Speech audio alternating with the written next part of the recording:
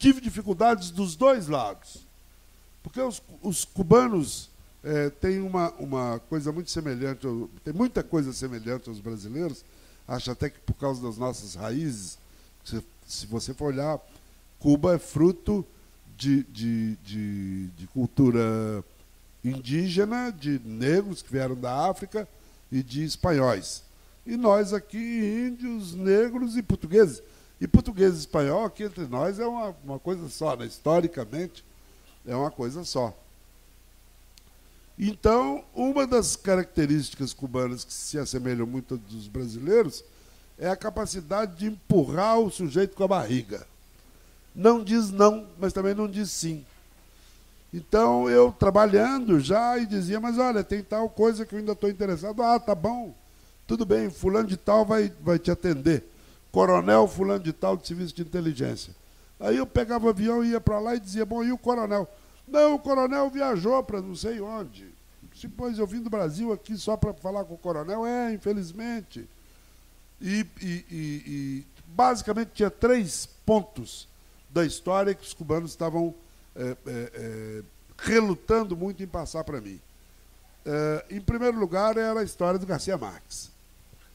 O Gabriel Garcia Marques, prêmio Nobel de Literatura, funcionou como pombo-correio, como estafeta, leva e traz, na troca de correspondência secreta entre o Fidel Castro e o Bill Clinton. Foi a primeira vez em 50 anos de Revolução que um presidente cubano e um presidente norte-americano se comunicaram, ainda que por vias transversas. Eu queria, em primeiro lugar, ter a correspondência, porque o Gabriel Garcia Marques, quando terminou a missão dele, ele fez um informe, um relatório de umas 30, 40 páginas, escrito com o sabor de tudo que o Garcia Marques faz, né? Eu brinco dizendo que se o Garcia Marques escrever até bula de remédio, fica uma coisa saborosa da gente ler à noite, né? E eu queria isso. Em segundo lugar, eu queria ter acesso a um dos mercenários presos em Cuba, que tinham colocado bomba em Cuba, que estavam condenados à morte, mercenários estrangeiros. E havia uma terceira, uma outra questão que eu me lembrarei em seguida, porque já estou idoso, então a memória se vai. Dos Estados do lado de lá, no lado americano, a dificuldade também foi muito grande, porque eu tinha que falar com gente da comunidade cubana, que era gente que tem uma aversão absoluta à Revolução Cubana. Muitos deles estavam financiando os atentados que estavam sendo feitos contra Cuba. E na hora que eu ligava para o sujeito, ligava para o Basulto, por exemplo, que era o chefe de uma das organizações, dizia, olha, boa tarde, meu nome é Fernando Moraes, eu sou jornalista, escritor do Brasil, estou fazendo um livro sobre os cubanos que estão presos aí por espionagem, queria conversar com o senhor. Ele dizia, tá bom, me dá seu telefone e eu ligo para o senhor. E aí entra no Google, né, porque hoje acabou, não tem mais absolutamente nenhum segredo, nenhuma privacidade.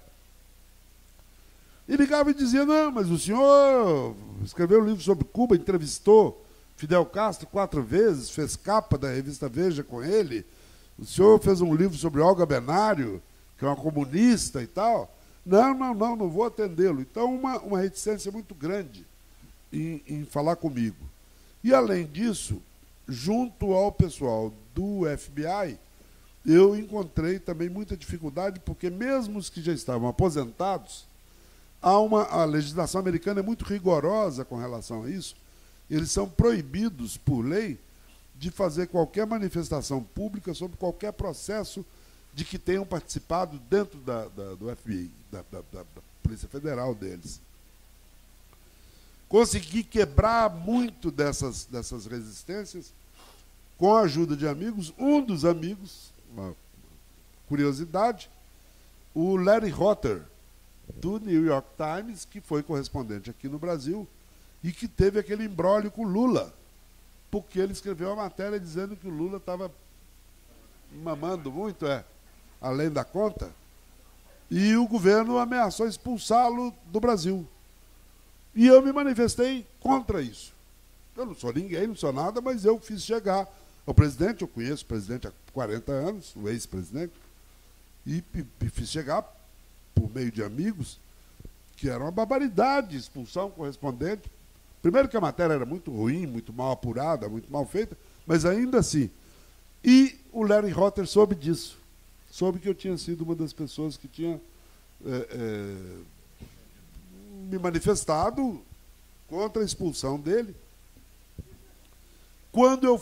e outra coisa, por que ele era importante nessa história?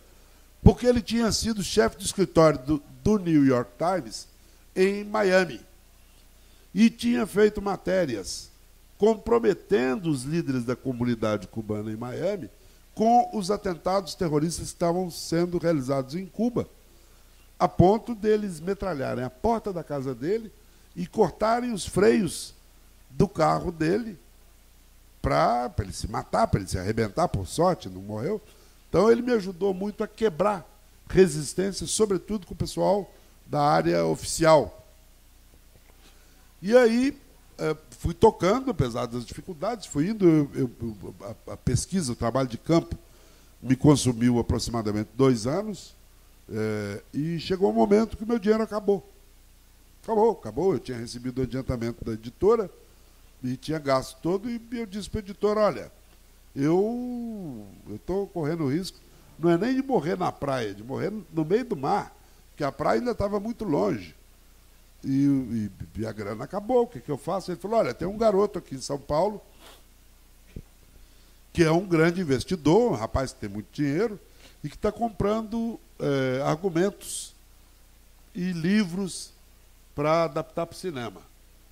Então eu vou marcar um encontro seu. Fui, expliquei para o rapaz o que era, e ele se encantou, falou, olha, me manda um resumo, uma sinopse dessa história. Eu mandei para ele, e no dia seguinte ele disse, olha, me dá o número da sua conta do banco, que eu vou depositar o dinheiro. Então, eu tenho já uma experiência longa com adaptação de livros meus para cinema, e foi a primeira vez que eu vendi um livro para cinema sem ter escrito uma única sílaba do livro. O cara confiou numa sinopse. Com esse dinheiro eu pude terminar o livro.